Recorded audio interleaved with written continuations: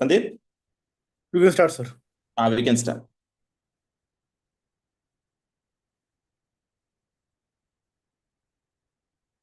Hello, doctor friends. So we are going to do our immunology topic today. So basically, we are doing revision series live class for university exams, right? Okay. So now, though you know all the things that this is the questions we're going to discuss in immunology, important things, hypersensitivity reaction and this antigen antibody reaction agglutination we have already done in our previous. It was already in your general microbiology, we have done it. Okay. So I'm not going to talk it again. Instead, we are going to do immunity, especially innate immunity, sources of infection transmission, and the immunoglobulins. Okay, different types of immunoglobulin we are going to discuss. And short answer exo and endotoxin difference, very important question. Also, active and passive immunity, antigen and hapten, immunoglobulin, and various pathogenesis of autoimmune diseases. Okay, these are the questions we will discuss today. So let's start. So you know that why to choose Auricle because of all the recorded classes, live classes, practical session, exam module, hard copy sets we have. And then foundation classes are there, you know that. And also live classes. And then express exam module, very important. And then one-to-one doubt clearing sessions, hard copy sets are available. Question banks with ample amount of so many questions are there. You can take practical sessions we have, and then see this one of the subscription, this plan, and then choose whatever is convenient and best for you. It'll be good. And then yes, so let's start our question now. So what is the immunity? Describe different aspects of innate immunity. Okay, here good thing is they asked only the immunity they were asked. Okay, they asked what is the immunity, and they asked only innate immunity. So immunity is basically defense. Okay, immunity, when you talk about immunity definition, you're going to, it is a defense of a body against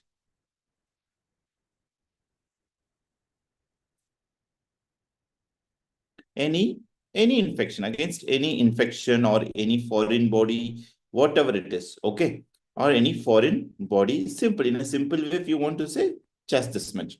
Okay, now they've asked only about the innate immunity, so we're going to talk about the innate immunity only. So what we're going to do, innate immunity, if you go to innate immunity, you look at this one carefully. If you look at the slide, you can see that innate immunity, basically, it's inborn immunity. Immunity that's present since the birth. Okay, this is one, excuse me. Yeah. So when you talk about innate immunity, it is basically the immunity present since the birth. Okay, we have it since birth. Okay, one thing.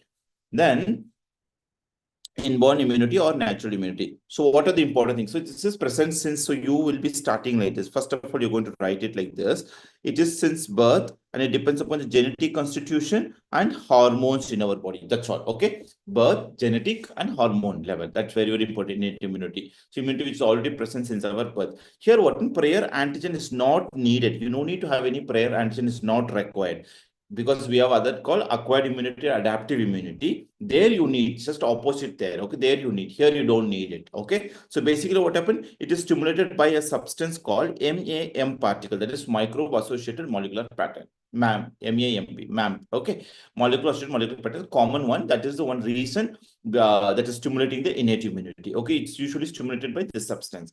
And then there's a diversity of immune responses. The diversity is very less here. Okay, it's a usual one. In adaptive immunity, you have a lot of diversity. Individual separate, for virus, it's separate, for bacteria, separate, different type of diverse. Here it is not. Okay, so it's usually non-specific.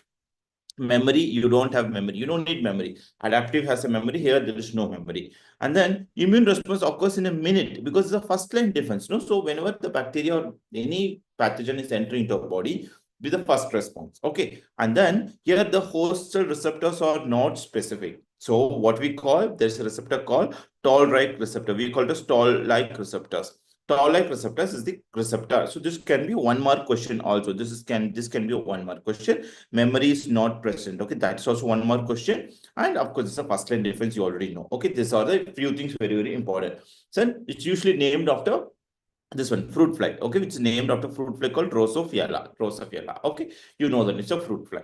That's it. So this is your innate immunity general properties. Okay, for since birth it's present, no prior antigen is not needed, so it doesn't have any memory. No, the antigens are non-specific. Okay, and there's not any specific receptor. The receptor, whatever present, it's a non-specific receptor which you call toll-like receptors. That's all. Okay, now when you say this, there are what are the important things involved in the innate immunity. So when you talk about innate immunity, what are things involved? These are the things in innate immunity components. Very simple. Whatever is present in our body, those things only. Okay. That is, first of all, the anatomical and the physiological barriers, hormones we just spoke, genetic constitution we spoke, general things. Okay, these three are general things. Then in complement pathway, if you see, alternate and Manos pathway, they are important. Okay, alternate and Manos, they come for the innate. AIM shortcut is AIM, because the classic complement pathway will come for the adaptive immunity. Okay, classic will go there. Okay, adaptive. Here it is always innate, it is alternate or the Manos. These two are important here. And of course, all the cells, neutrophil, basophil, monocyte, eosinophil, RBC, every cells will come, except if you see, except there is no T cell and B cell, except T and B. They will not be here. Even your natural killer cells will come in. This is a question. But your T and B cells will not be here. Okay, remember that. They'll ask you. And then dendritic cells are, again, dendritic cells, macrophages, they all are important here. Okay, even the macrophages inside of called epithelioid cells, you call it as multinuclear giant cells. It's one of the things, so that doesn't matter. So these are the components very, very important. So these are the cells. So these are general things. And then these are the cells involved in innate immunity, and complement pathway, just alternate and Manos pathways involved. That's all. This much only you're right. When you list out all this, at least 20 points are the right. So 20 means definitely 10-mark question. Easily you can get it. So just try to remember, this is a basic immunity since birth we have, and you're going to answer all the questions. Easy. Okay, that's all. Now, next one.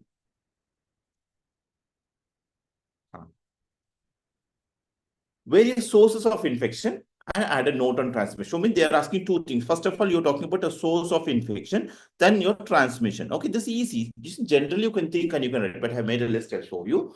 So, source of infection can be from anywhere, right? It can be from environment, in a hospital source. It can be human, it could be animal, it could be a vector, it could be anything. Okay, source can be anywhere.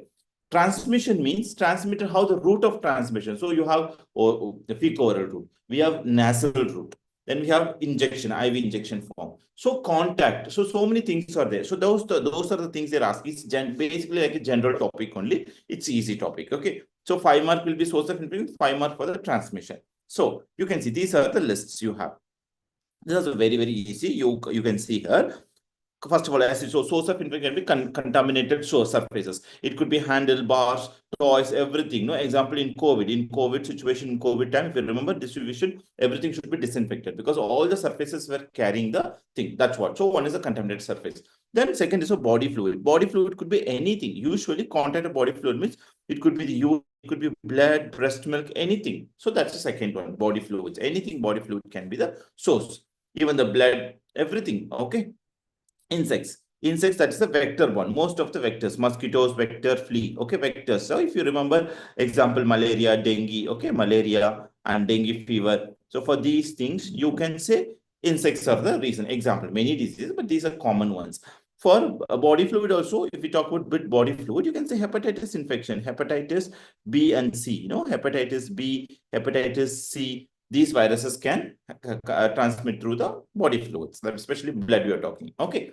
Food and water, of course, a lot of diseases. You know that from the cholera, example to cholera to Shigella, dysentery, all these things, even your E. coli. So these things are coming through food and water. Okay, so another common one you can say. Sexual route, of course, a lot of disease transmitted oral, anal, or vaginal sex route. Okay, so this can be gonorrhea. Example, commonly we know is gonorrhea, and your syphilis. If it's ulcer, it is syphilis. If it is discharge, gonorrhea, chlamydia. Those are common things.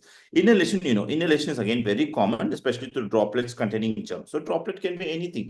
We were usually talking about COVID. So can you give COVID? And of course, it can be your tuberculosis, anything. Droplet, leprosy, many things can go through the droplet. So inhalation route.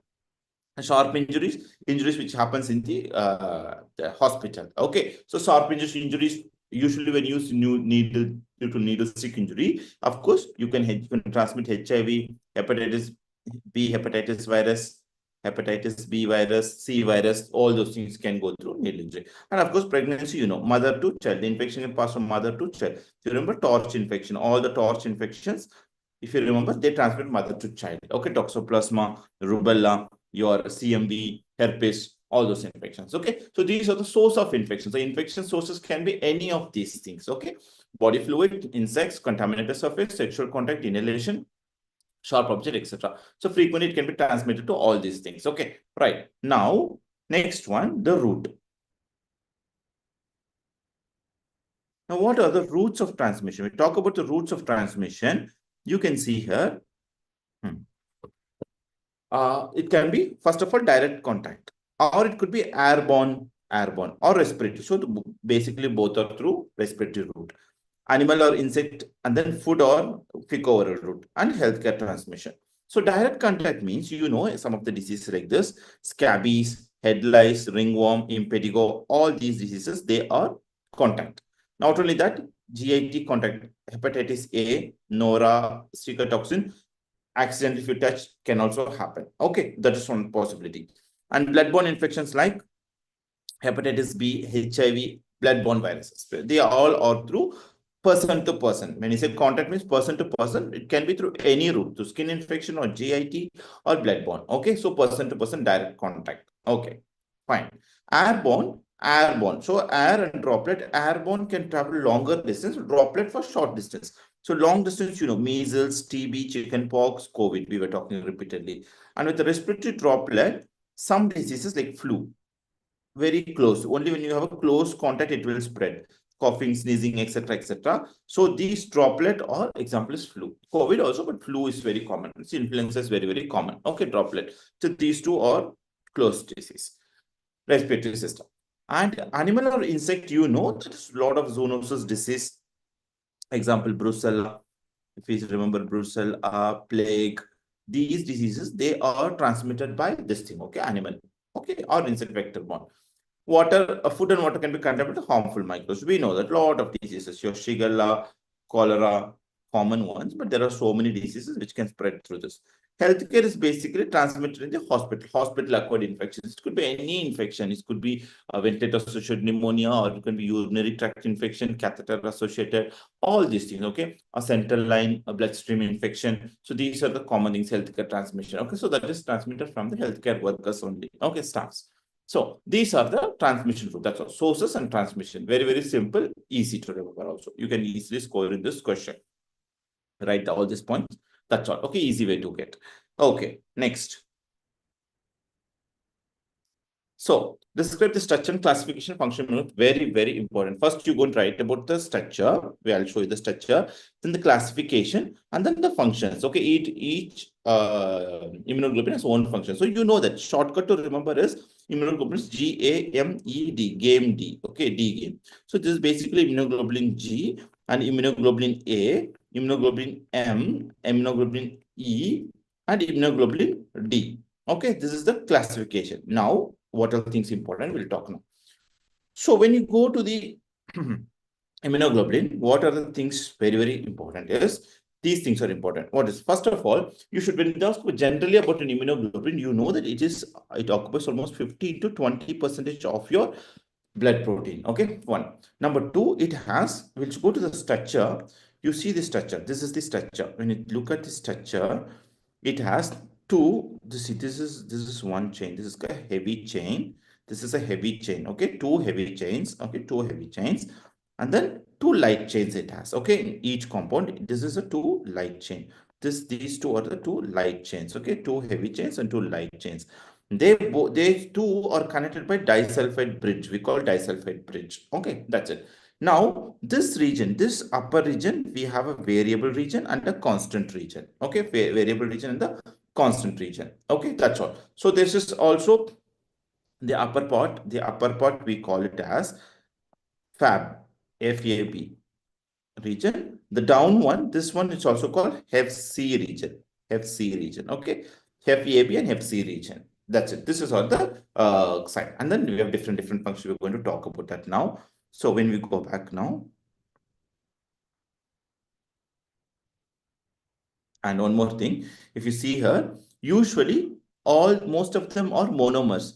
Your immunoglobulin G, D, and E are monomers. Okay, whereas A is dimer. A is dimer. It has two, one, two. So dimer here only one. And pentamer is of course IgM. IgM is the biggest one, so it's pentamer, the millinary antibody we call. Okay, 1, 2, 3, 4, 5. So five pentamer we call it. Just five component, five pentamer. That's it. Now let's go to the previous slide. So you see here, so the total constituents around 15 to 20%. The structure I told you, two heavy chain and two light chain. They're contained by the disulfide bond. Just now I showed you the picture.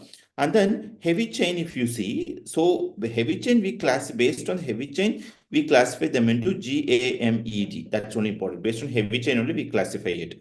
Okay, and two regions I just told you now. So you have HFC region and FAB region. FC region, everything starting with CCC. Like you have it's called carboxy terminal, cell binding, okay, carboxy terminal, cell binding, and also complement binding, okay, and also class of antibodies. You classify classifications based. Excuse me. So these are the things that is very, very important in this thing. Excuse me. So these are the HFC region and the FAB region. Yeah. Okay. So FC and FAB region process.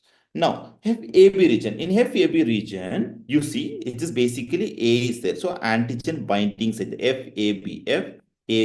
So all A things. Okay. So antigen binding site, number one, it's also called variable region. It's also amino terminal. We call this as amino terminal. Okay, amino terminal. There it's carboxy. Here it is amino terminal. Okay, and then it's also you have something called para. This is basically you have the site called paratope where the epitope of antigen will bind. Okay, these are the things you should know in FAB region. Basically, where it is produced from, the source of immunoglobulin is from B cells only. Okay, that's also a question. B cell or plasma cells are the one which is producing immunoglobulin. Okay, and this will definitely you will ask. There will be one more question. FC segment definitely they'll ask, or FAB they can ask. Okay, yes, multiple myeloma, excess immunoglobulin. That's fine. Hinge region is the region where that is binding together. That is the disulfide bond is that region where the flexible between two heavy chains. That one is the it's in constant region. Yes, it's rich in proline and cysteine. That's okay. This is small this thing. Okay. Now next one we are going to the types. If we talk about immunoglobulin types, you can see here. First of all, the daily production is highest would be IgG is the highest one. G is the highest. Okay. Then comes your maximum serum production is also IgG. These are all our questions. One more questions also. Okay. Yeah. The least is IgG. G is the maximum. Half-life also maximum for IgG. Half-life is also maximum for IgG. Least for IgG. So these are IgG properties. Now, IgG only talking. You already know very well. Whenever we talk about the chronic infection, G will be there. G and C look similar. G and G. So G is for chronic infection and also opsonization. It helps in opsonization, both G and M, but G is more for opsonization. Okay. And any reaction you tell, precipitation, agglutination, neutralization, it will be your G only. And it activates the classic complement pathway. Again, here also classic complement pathway, both G and M has a role. And it causes every reaction, IgM is the one which is causing. Okay, so this is the first one. The Ig immunoglobulin 1 is the first one. Cause everything, coagglutination, natural killer cell binding, anamnestic response, we have a negative response. And it's the only antibody to cross the placenta. That also important question. Okay, chronic infection is a question. Now, opsonization also a question. Everything they can ask. Even classic complement also. Everything is one mark question. They all are GGG.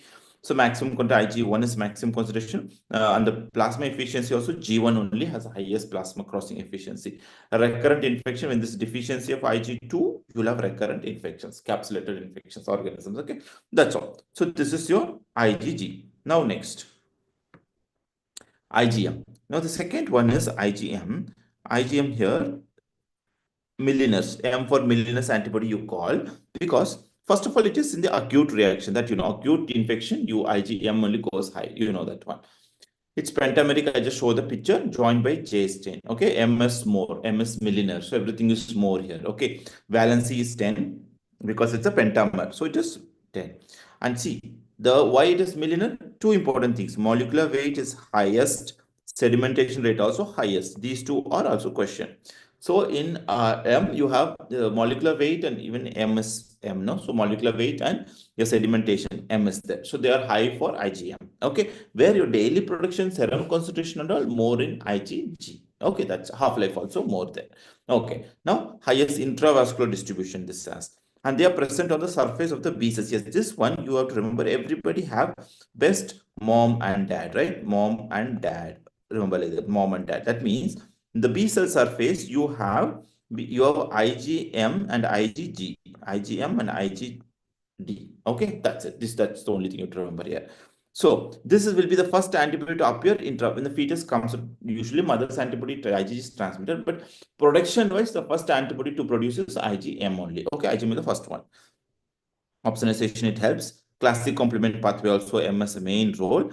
And you see IgM is classic example, typhoid antibody, rain antibody, syphilis, ABO, they all are IgM antibodies. Even cryoglobulin also IgM antibody. Okay. Then rheumatoid arthritis also, you see rheumatoid factor M, IgM is against the FC portion of IgG. There also it has important role. Okay. So it's detected by different method, usually passive agglutination test, Rosewaller latex agglutination for rheumatoid fever. Okay. Rheumatoid factor, not rheumatic fever, rheumatoid factor. So this is the diagnostic part, and this is also diagnosed. This rheumatoid factor is diagnosed by this method. So just for notification, that's all. Okay. Yes. Now next one. Now which is our next? 1 second. These are the next immunoglobulins we have. So here, if you see IgA, third one, the fourth one is IgD, and fifth one Ig. A is secretory. That means wherever there is mucosal layer, you will see this one, right? In mucosal, that's basically a mucosal immunity. That's also a question.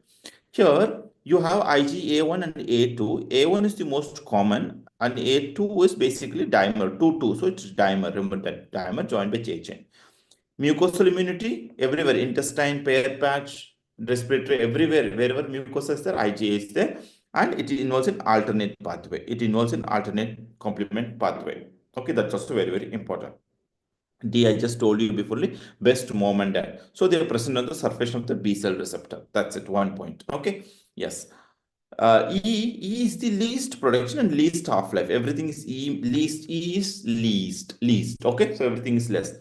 Helminth infection, parasite infection, type 1 hypersensitivity allergy reaction, and also it is a heat labile antibody, and it is homocytotrophic. So homocytotrophic. Okay, these are the things you have to combine in IgE. That's all. This much only. Okay, so now.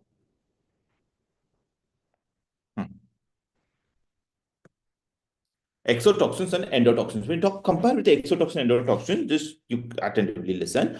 Very easy. I always say, remember, okay, I'm going to write it here. Exotoxins and endotoxin.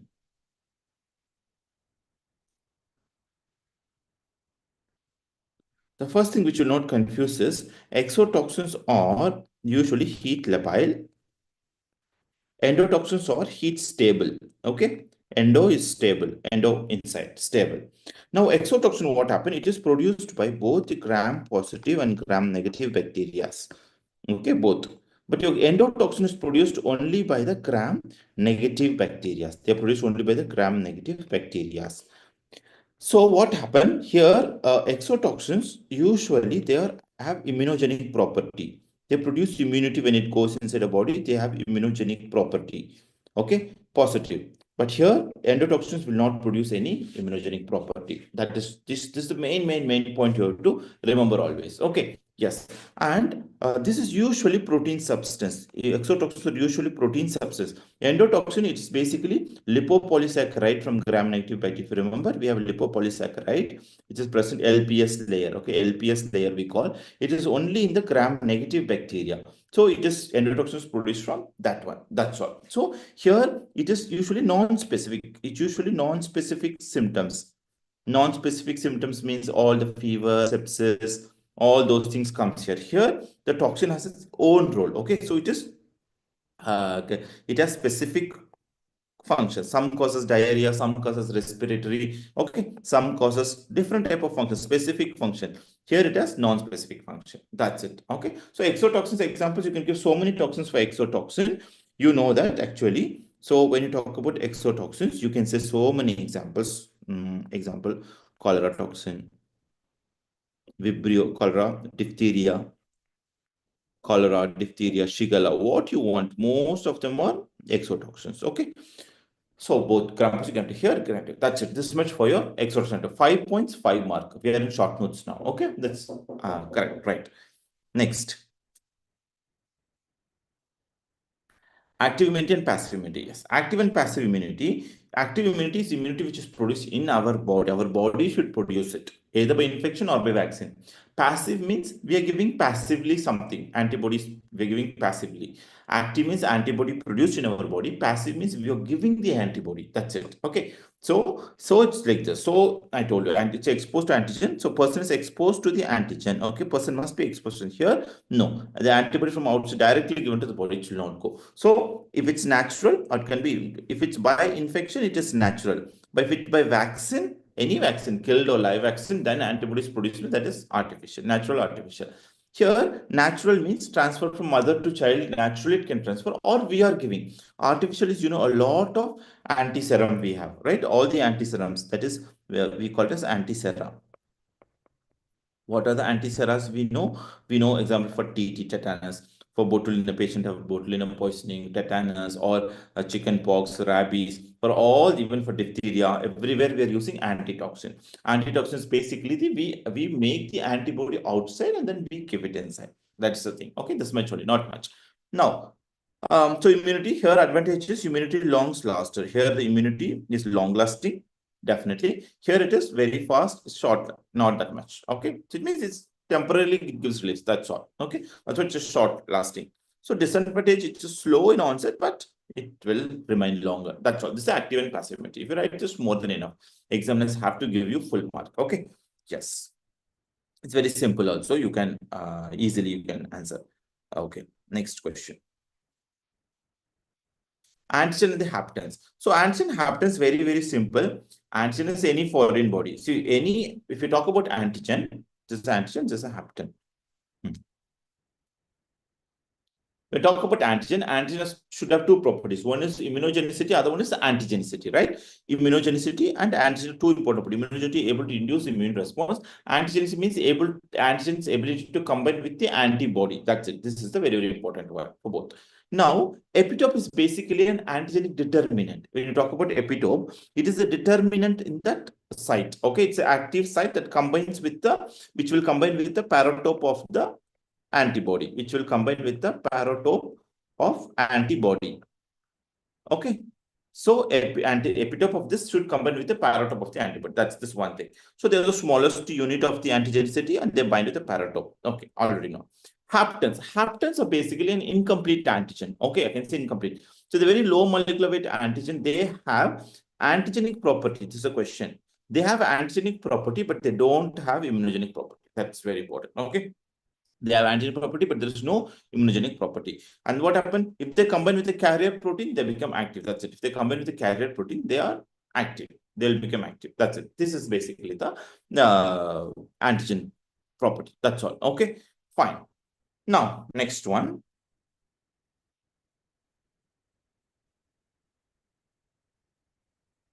Antigen again, if this question, you can suppose if this question is a 10 mark, then you have to write types of antigen. You're going to write this. You have to mention both this is the T cell independent antigen and T cell dependent antigen.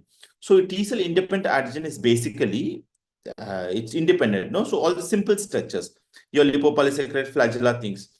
If it's T cell dependent, definitely it has to be a complex and it should be a protein complex. That's very, very important. T cell dependent, it should be a protein complex. Okay, so an antigen processing is needed here, T cell dependent. But for independent T cell independent antigen, they don't need anything. They just simply LPS flagella just simply go and act. Okay, and they what happened? They are usually metabolized very slowly. So memory is not there. There's no any memory. They activate B cells polyclonally. Okay, and antibodies form, but though it's polygonally activated, only IgM is the one you see form here. But in T cell, depending on what happened, an antigen presenting cell is also important. You need to have an antigen presenting cell. And of course, it will be metabolized very rapidly. That's another problem. It metabolizes rapidly. Memory will be present. Yes, memory is present. And it activates the B cell monoclonally. Okay, it activates monoclonally. And all class of antibody can be made. That's the thing. Though it is monoclonal, you have a class switchover and there's all antibodies formed here. That's it. This is for your T cell independent and T cell dependent antigen difference. Your marks, that's more than enough. You will, for 10 marks, you can mention this. Okay. 1 mark question also it can come. All right. Next.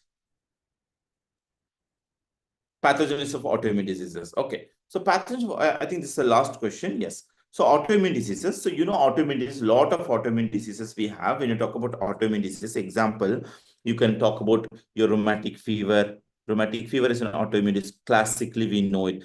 Post-streptococcal glomerulonephritis is an autoimmune disease.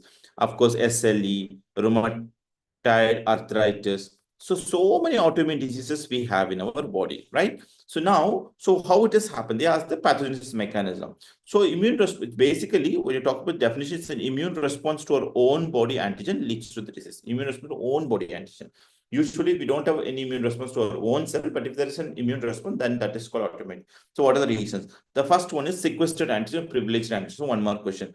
So what is sequestered antigen? Sequestered antigens are antigens very well protected, like your lens protein, sperm, seminiferous tubule, fetus, placenta.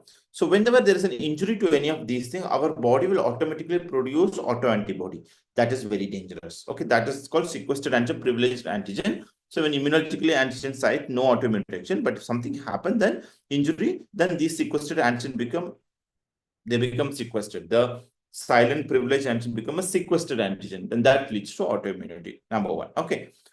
Formation of new antigen. New antigen is because of exposure to any biological or chemical exposure.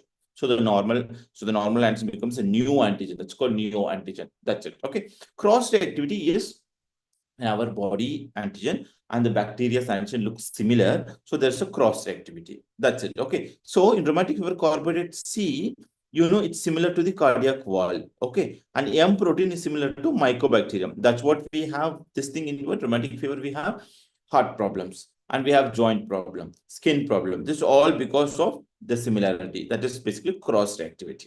Okay. And the last one, when there is no coordination between cell-mediated and humoral immunity, then if there is no coordination, automatically it will end up in the autoimmune disease only. So these are the things that is very, very important in autoimmune mechanisms. That's all. If you write this all 4 points, the process for how 5 mark question, short notes, it's sufficient. They'll have to give you full notes, full mark. Okay. Yes, that's all. So we are done with today's community class also. So it's also important topic. Please, all the questions we discussed, definitely expected questions will come and easily you can get good score. Okay. So we'll continue tomorrow with our next topic.